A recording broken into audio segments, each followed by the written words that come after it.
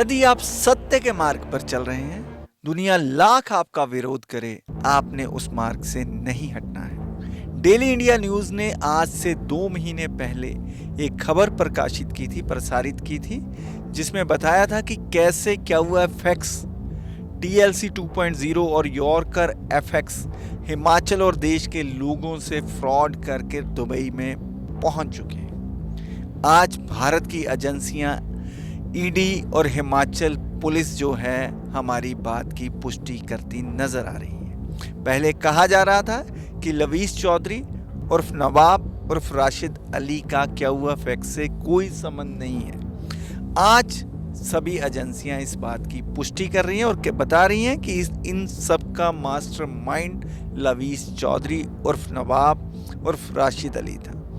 इस मामले में जो हिमाचल में ठगी हुई, हिमाचल पुलिस ने FIR दर्ज की। उस मामले में कई लोग जेल भी गए। जो ये YFX ट्रेडिंग कंपनी है जिसको QFX के साथ लिंक किया जाता था, इसमें पूछताछ में पता किया गया और इसमें कुछ इवेंट्स भी करवाए गए जिसमें इस लविश चौधरी नामक व्यक्ति का जिक्र किया गया था और उसके ऑफिस और ऑनलाइन ट्रेडिंग कंपनीज का भी जिक्र किया। आज जो है ईडी और पूरे देश का मीडिया में एक ही नाम की चर्चा है, लवीस चौधरी भी कैसे लोगों से फ्रॉड करके दुबई में पहुंच चुका है।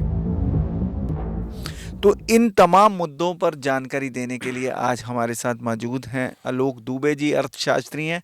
दुबे साहब, स्वागत है आपका डेली इंडिया न्यूज पे। तो दुबे साहब, ईडी ने कार्रवाई की, बिल्कुल 170 करोड़ रुपए बरामद करने की बात कर रहे हैं, तो बताएंगे क्या किया ईडी ने?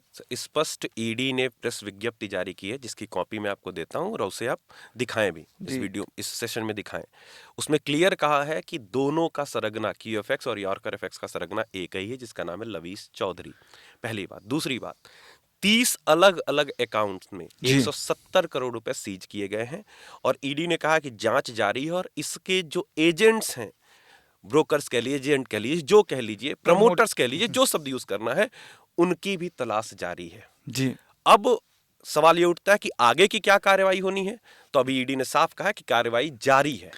तो देखिए, जब हमने खबर चलाई थी तो यॉर्कर FX को जो उनके भगत बोल लीजिए या QFX के भगत बोल दीजिए, लवीस चौधरी जिंदाबाद कहने वाले लोग बोल दीजिए, तो वो लिख रहे थे फेक न्यूज़। हमारे जो आप कमेंट पढ़ेंगे, 1000 से ज़्यादा कमेंट आए हुए हैं, फेक न्यूज़, फेक, ये दुकानदारी चलाने आगे, कुछ भी बोल दें, कुछ भी उन्होंने लिखा। पर आज 2 महीने पहले जो हमने बात कही थी, तो देश की एजेंसियां भी उसे अब बता रही हैं, उस पर प्रेस विज्ञप्ति जारी करें। प्रेस विज्ञप्ति जारी करें, लगभग हर एक बड़े मीडिया चैनल के पोर्टल पे जाइए, आपको ये खबर प्रसारित होती हुई दिखेगी। हर एक मीडिया पोर्टल कर रहा है, जो बड़े बड़े मीडिया पोर्टल है। इकोनॉमिक टाइम्स ने भी इसको प्रकाशित किया है सर, मैं नाम लेने से नहीं कतराऊंगा, चाहे वो अमर उजाला की बात करें, कोई भी न्यूज एजेंसी उठाइए। तो क्या सभी झूठे हैं और एक आदमी दुनिया का सच्चा है और इनके अंधभक्त सच्चे हैं, बाकी सब झूठे हैं? ईडी झूठी है, हिमाचल प्रदेश पुलिस की जो IG हैं, DIG, वो झूठे हैं? सर, जो ये जाल था, जो एक गुब्बारा था, वो फट चुका है जी। लोग माने, आज माने, 2 महीने बाद माने, 3 महीने बाद माने, मानना पड़ेगा। तो दुबे जी, हिमाचल प्रदेश के मंडी जिले की जो DIG हैं सौम्या जी, उन्होंने एक प्रेस कॉन्फ्रेंस करके भी बताया। पहले मैं दर्शकों को सुनाना चाहता हूं कि उन्होंने क्या कहा, फिर उसके बाद चर्चा करते हैं। एक्स नाम की जो ये कंपनी है, वो एक और कंपनी YFX के नाम से भी इसके कुछ तारें जुड़ी हुई हैं और उसमें उन्होंने एक नवाब के नाम से किसी का नाम बताया था, जो कि जिनका नाम आप ले रहे हैं उनसे मेल खाता है। और उन्होंने कहा कि जब भी वित्तीय संकट इस कंपनी पर पड़ता है तो ये जो YFX नाम की कंपनी है, ये इसमें पैसे को चैनलाइज करती है, लेकिन जितना भी इन्वेस्टमेंट होता है वो सारा फनल होता है जाकर इस QFX नाम की कंपनी पे। और ये लोग पहले उसी का हिस्सा थे और बाद में उससे अलग होकर उन्होंने अपनी एक नई कंपनी को जीरकपुर में खड़ा किया और जिससे हिमाचलियों से निवेश करवाया। जो ये YFX ट्रेडिंग कंपनी है जिसको QFX के साथ लिंक किया जाता था, इसमें पूछताछ में पता किया गया और इसमें कुछ इवेंट्स भी करवाए गए जिसमें इस लविश चौधरी नामक व्यक्ति का जिक्र किया गया था। तो दुबे जी, जैसे देखिए, हिमाचल प्रदेश की जो DIG हैं सौम्या जी, उन्होंने भी कहा कि लवीस चौधरी ही मास्टरमाइंड है। बिल्कुल बिल्कुल, यही साफ ईडी कह रही है। यही हर एक एजेंसी कह रही है आज की डेट में कि यही मास्टरमाइंड है। ये सही है सर। नाम बदल लेने से, चेहरा बदल लेने से आपके कृत्य नहीं बदल जाएंगे सर। साफ आज के डेट में कहा जा रहा है कि नाम बदलकर अफ्रीका के एक द्वीप से, एक टापू से कंपनी नहीं खोल ली। यही बात तो हमने 2 महीने पहले वीडियो में बताई थी सर, क्लियर दिखाया था कि ये एक छोटा सा द्वीप है कोमोरस, हाँ, जहां की जीडीपी $2 बिलियन की और वहां से $13 बिलियन की कंपनी चला रहे हैं। तो ठीक है सर। तो दुबे जी, ये भी सुनने में आ रहा है कि लवीस चौधरी आपको हमें जो है धमकियां कुछ लोगों के माध्यम से देने का प्रयास कर रहा है कि इन लोगों को कहीं किसी तरीके से चुप कराया जाए। सर एक बात बताओ, इनके नजर में आप एक छोटे न्यूज एजेंसी हो, चलो मान लिया, तो क्या अडानी से बड़े हैं ये? क्या ये अडानी से बड़े हैं? अडानी हिंडनबर्ग का जब मामला चला, हर एक न्यूज एजेंसी ने उसकी जो कहा जाए मटिया मेट कर दी। उसने तो किसी को धमकी नहीं दी, क्योंकि वो सही है, उसने खुद को सही साबित किया, या जो भी है मामला जांच का विषय, उसने किसी को धमकी दी?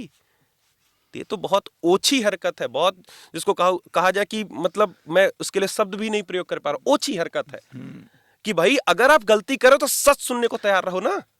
तो आप हमेशा कहते हैं कि सत्य जो है परेशान हो सकता है, पराजित नहीं हो सकता। तो लवीस चौधरी की जो झूठ की दुकानदारी थी अब बंद होने लगी। बिल्कुल होगी सर।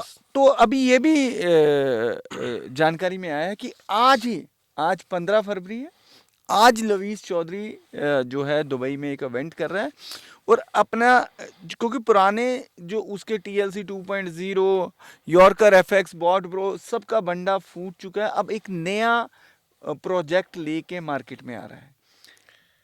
सर कुछ भी लेके आए, जहां तक मुझे जानकारी है, अगर ईडी ने कार्रवाई शुरू की है तो बीच में तो रुकेगी नहीं जी भाई। हमारे यहाँ एक कहावत है, जहां से मैं आता हूं, कि मुर्दे को घाट तक और झूठे को माथ तक मतलब उसके अंत तक, जहां तक वो झूठ जा सकता है।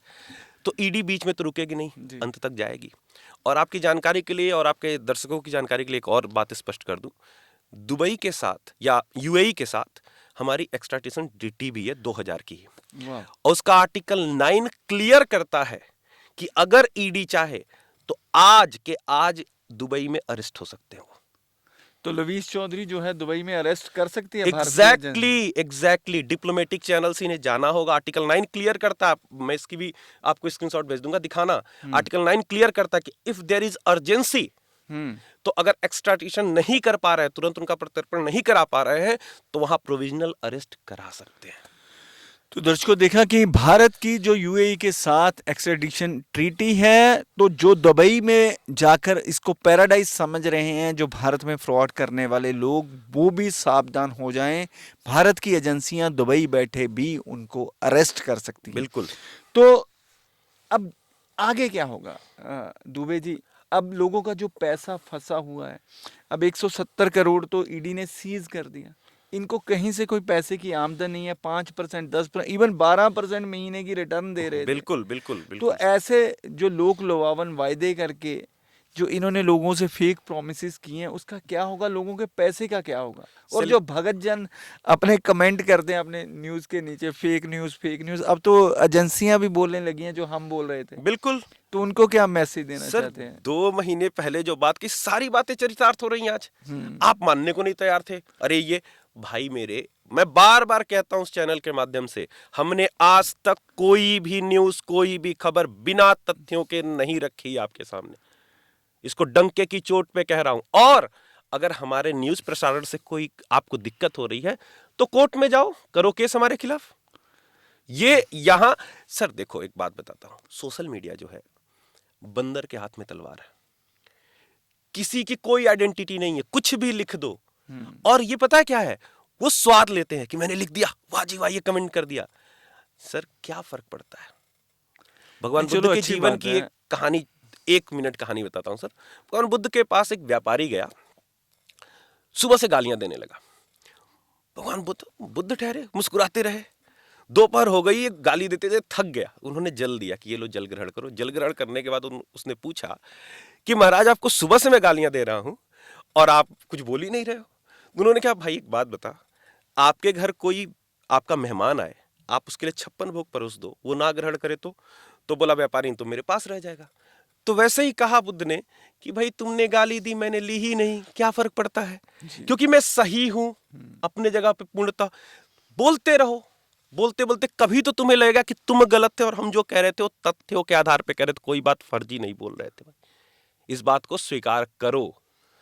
तो सत्य को स्वीकार करना चाहिए। और एक बात और आती है, जब मैं कमेंट पढ़ता हूँ तो कुछ बहुत से पॉजिटिव भी आते हैं, नेगेटिव भी आते हैं। लोग कहते हैं इस पे वीडियो बनाओ, उस पे वीडियो बनाओ। और मैं बात करूं तो कहते हैं कि मिस्टर लवीश चौधरी जो हैं TLC, यॉर्कर FX, QFX, ये रोजगार दे रहे हैं। ये रोजगार दे रहे हैं या ले रहे हैं? किसको दे रहे हैं रोजगार सर? बहुत से लोग मैसेज में डाल रहे हैं। सर रोजगार की डेफिनेशन क्या होती है जरा बताना। मैं इकोनॉमिक्स पिछले 10 साल से पढ़ा रहा हूँ। क्या डेफिनेशन होती है? यदि कोई व्यक्ति बाजार में प्रचलित मजदूरी पर कार्य करने के लिए तैयार है और यदि उसे कार्य नहीं मिला तो बेरोजगार, मिल गया तो रोजगार है। कौन सा कार्य कर रहे हैं सर? ये फ्रॉड कर रहे हैं। तो फ्रॉड कौन से उसमें लीगल रोजगार में आ गया? और मैं तो कहता हूं अगर ये सही है तो भाई जो हथियार बेच रहे हैं, जो क्या बोलते हैं नशा बेच रहे हैं, उन्होंने क्या गलती की? उनको भी लीगल कर दो, वो भी बेचें, वो भी पैसे कमाएं।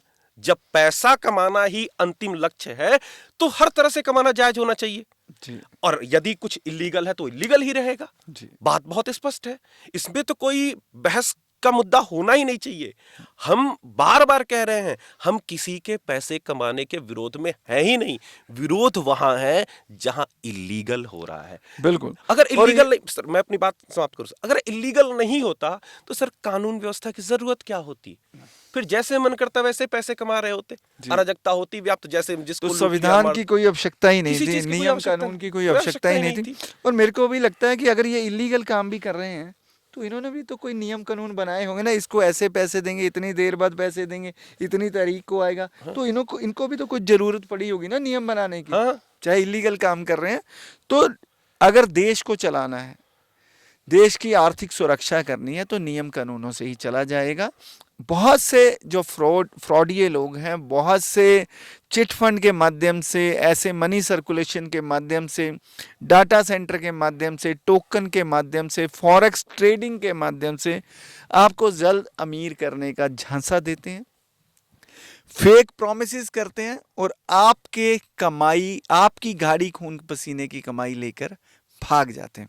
और एक बात और दुबे जी मैं कहना चाहता हूं दर्शकों को कि खुद बेरोजगार लोग हैं, बिल्कुल, जो खुद अपना रोजगार ढूंढ रहे हैं, वो लोगों को रोजगार देने की बात कर रहे हैं। लवीश चौधरी के पास अगर रोजगार होता तो भारत में धड़ल्ले से, ईमानदारी से एक अच्छे व्यक्ति की तरह काम कर रहे होते और ईडी को उनके खिलाफ लुकआउट नोटिस जारी करने की जरूरत नहीं पड़ती। बिल्कुल नहीं पड़ती। हिमाचल प्रदेश में जो हुआ, हिमाचल की भोली भाली जनता जो है, हिमाचल पहले ही रिमोट एरिया है भारत का, और वहाँ के लोगों के पास जितनी भी थोड़ी बहुत पूंजी होती है, इन लोगों ने उनसे लूट कर वहाँ के ही निवासियों को फंसाकर, राजिंदर सूद, उनकी धर्मपत्नी और भी बहुत से लोगों को फंसाकर और खुद जो है मजे करते हुए दुबई पहुँच गए। अब भारत की एजेंसियां जागी हैं और मुझे लगता है कि लोगों को न्याय मिलेगा, लोगों का पैसा जो है उनको उनका पैसा वापस मिलेगा। और अब जो QFX, यॉर्कर FX और TLC 2.0 के दिन हवा होने के हैं। बिल्कुल। तो दर्शकों, समय हो गया आपसे इजाजत लेने का। मुझे दुर्गेश गाजरी और आलोक दुबे जी को दीजिए इजाजत। नमस्कार।